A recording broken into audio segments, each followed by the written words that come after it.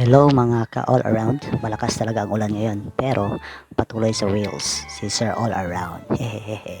Sa ngayon, mag-assemble tayo ng kitchen rack organizer pero may problema kasi walang manual yung kitchen rack organizer. Syempre, all around tayo gagawa pa rin tayo ng paraan kahit walang paraan.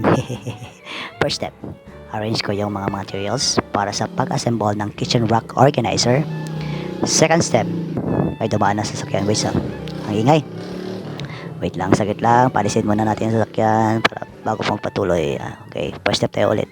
First step, arrange ko yung mga materials para sa pag-assemble ng kitchen rack organizer. Second step, inalam ko muna kung ano-anong mga tools na dapat kong gamitin para diretso yung trabaho. Third step, bahala na si Batman at ayan, tapos na ang trabaho.